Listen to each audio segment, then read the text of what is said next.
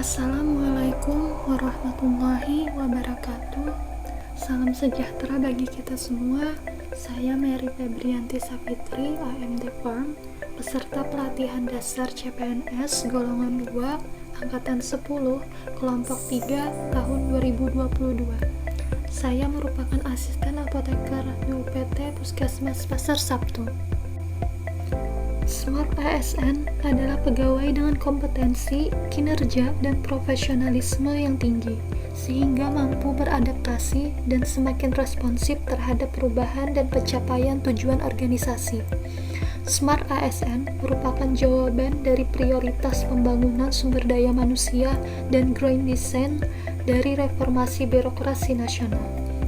Nilai-nilai Smart ASN yang pertama, integritas, nasionalisme, profesionalisme, berwawasan global, menguasai IT dan bahasa asing, berjiwa hospitality, entrepreneurship, dan memiliki jaringan luas.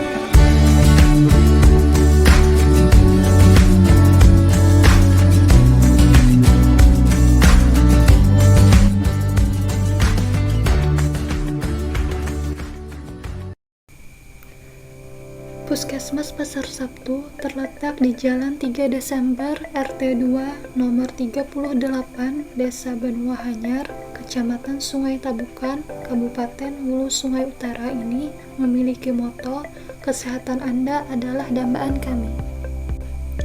Mewujudkan Puskesmas Pasar Sabtu yang berkualitas menuju masyarakat Kecamatan Sungai Tabukan yang sehat dan mandiri merupakan visi dari Puskesmas Pasar Sabtu. Adapun misi Puskesmas Pasar Sabtu yang pertama, meningkatkan derajat kesehatan masyarakat dengan menjalin kerjasama lintas sektor dan lintas program. Kedua, meningkatkan pengetahuan, kemampuan, dan kemauan masyarakat untuk dapat melaksanakan PHBS rumah tangga.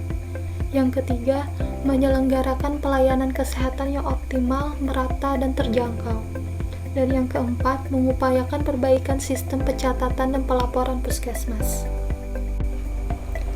Puskesmas Pasar Sabtu dikepalai oleh Bapak Nazhan Hadi, SKM, sedangkan bidang pelayanan kefarmasian berada di bawah tanggung jawab program UKP, kefarmasian dan laboratorium.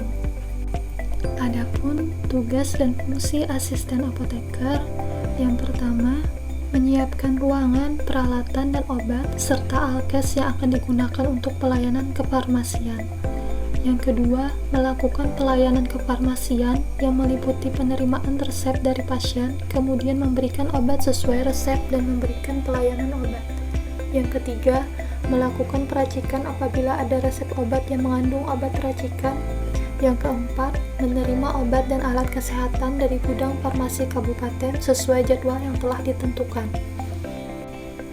Yang kelima, melakukan penyimpanan obat yang telah diterima dari gudang farmasi kabupaten. Yang keenam, melakukan pendistribusian obat ke unit terkait Puskesmas. Ketujuh, mencatat dan membuat laporan pengeluaran obat harian. Yang kedelapan, membuat laporan pemakaian dan lembar permintaan obat Puskesmas ke gudang farmasi kabupaten.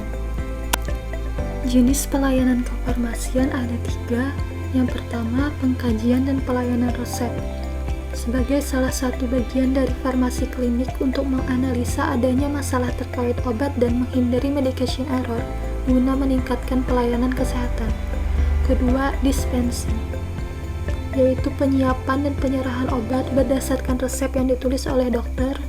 Dan yang ketiga, pemantauan terapi obat, yaitu suatu proses pemantauan terapi obat yang aman, efektif, dan rasional bagi pasien. Standar layanan yang harus dicapai.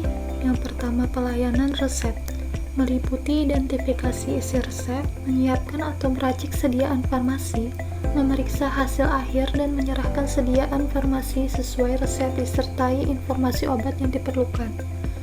Kedua, pengelolaan sediaan farmasi, meliputi menerima, menyusun, dan memeriksa sediaan farmasi sesuai dengan golongannya.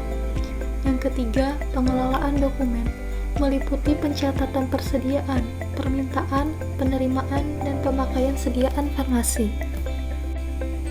Wujud implementasi Smart ASN yang dapat diterapkan di instansi.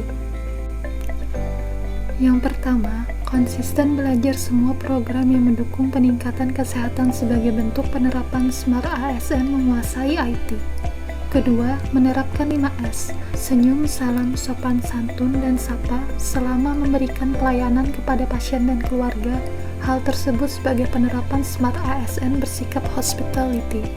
Yang ketiga, mengikuti kegiatan pelatihan, seminar, workshop, penelitian, tugas belajar, dan sejenisnya secara aktif, baik yang diselenggarakan internal maupun eksternal UPT Puskesmas Pasar Sabtu, sebagai wujud peningkatan kompetensi, kapabilitas, dan aktualisasi diri. Keempat, berkomitmen untuk selalu disiplin datang tepat waktu saat jam dinas, sebagai penerapan Smart ASN integritas dan profesionalisme.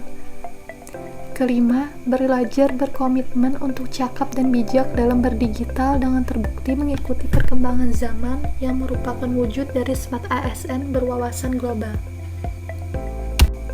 Sekian presentasi dari saya, semoga bermanfaat. Terima kasih banyak.